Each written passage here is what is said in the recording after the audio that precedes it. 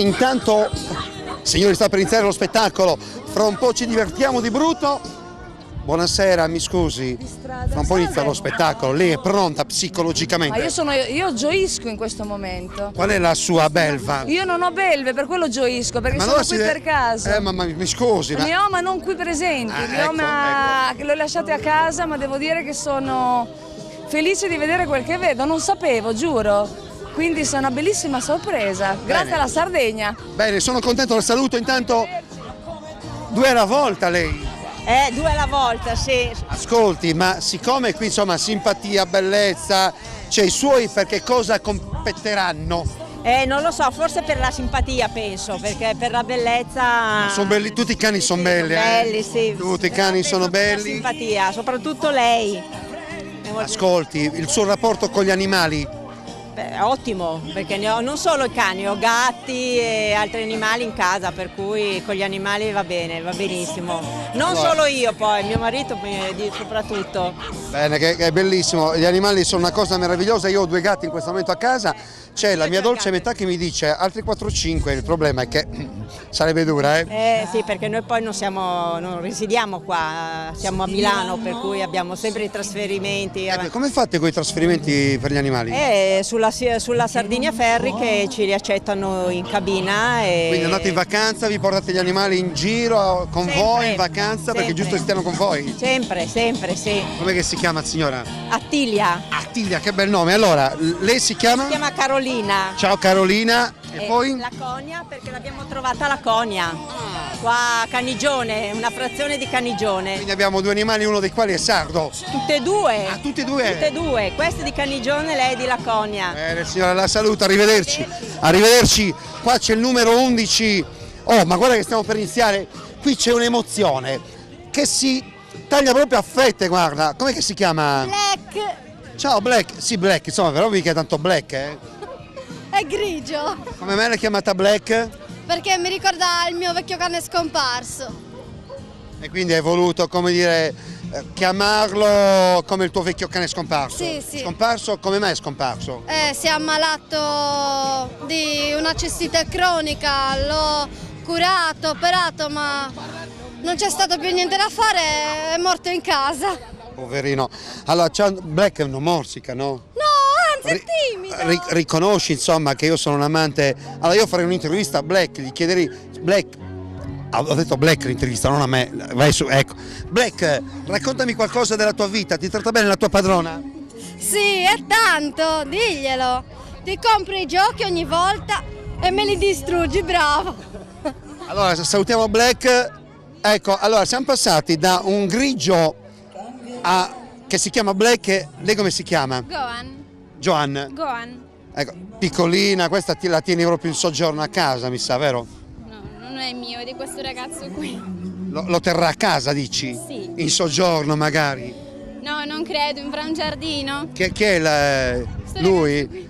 Scusa, certo che tenerlo in soggiorno, insomma, Joan è un po' dura, Eppure si fanno tenere tranquillamente in camera anche. Cioè praticamente questi grossi fanno meno macello di quelli piccoli. Esatto.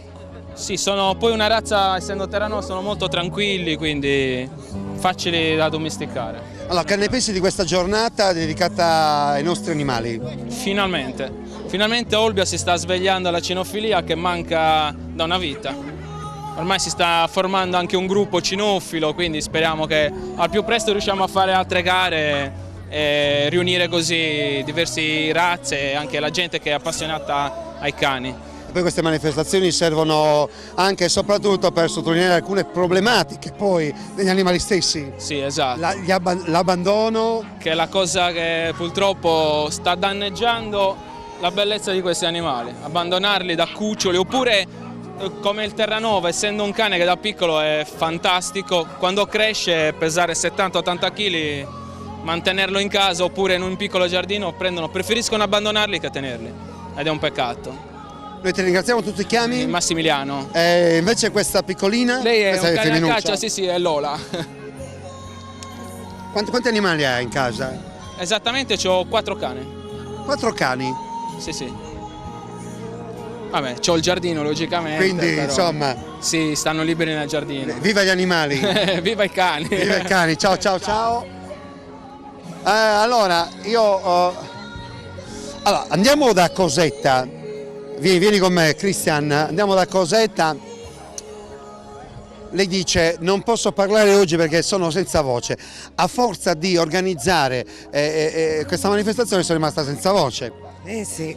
Io ho avuto modo di parlare con il vostro vicepresidente e ho avuto modo comunque di sottolineare quanto sia importante questa giornata per la vostra associazione, ma soprattutto per la città di Olbia.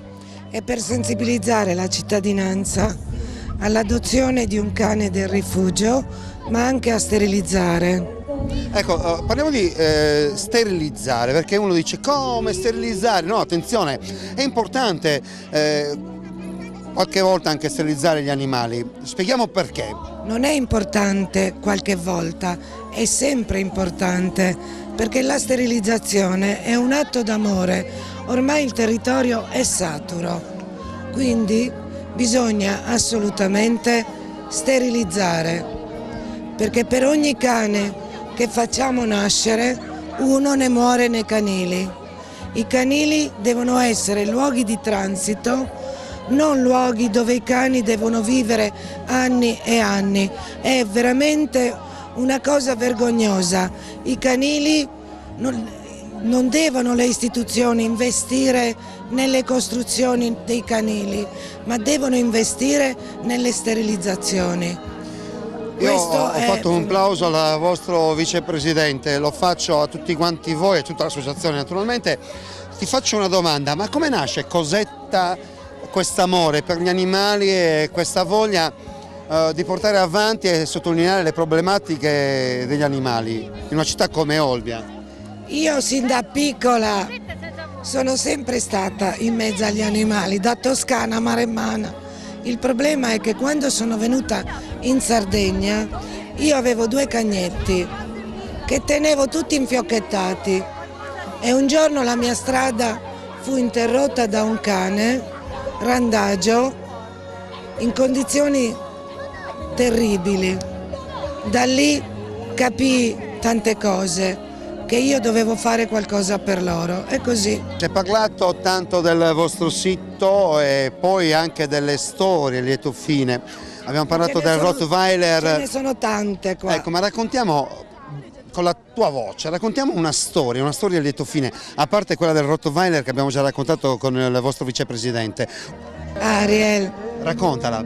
Ariel, una mattina io stavo andando al lavoro, mi chiamò un mio cliente e mi disse: Cosetta, compra la Nuova Sardegna.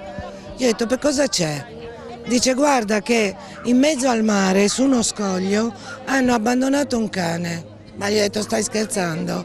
Comprai il giornale e c'era la fotografia di questo cagnolino che pesava 4 kg, abbandonato in mezzo agli scogli. Quindi, se mi permettete un termine poco corretto, di scemi ce n'erano 2, chi ha abbandonato il cane e chi lo ha fotografato. Quel cagnolino fu lasciato 2 giorni e 2 notti in mezzo al mare con la Capitaneria di Porto. Che è la famosa storia poi che è finita in Rai. Sì, e quel cane con la Capitaneria di Porto organizzammo i soccorsi.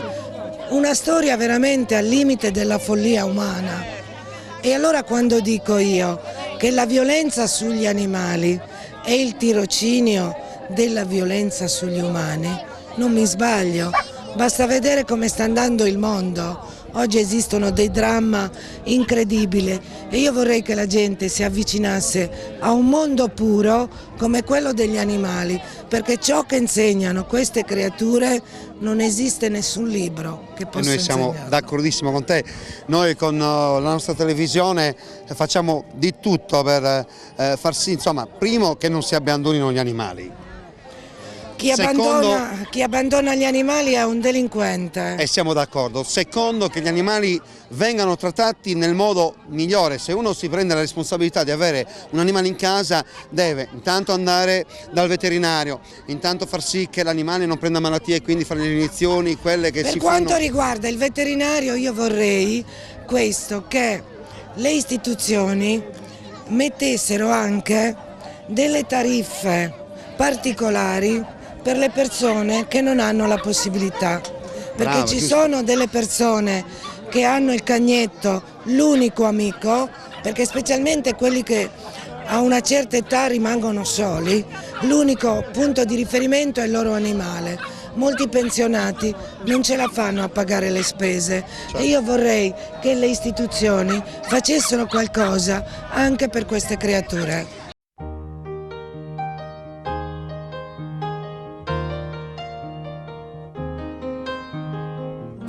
È una giornata di incontro, è una giornata positiva, è una giornata che serve per sensibilizzare tutta la città sul problema del ranagismo in particolare.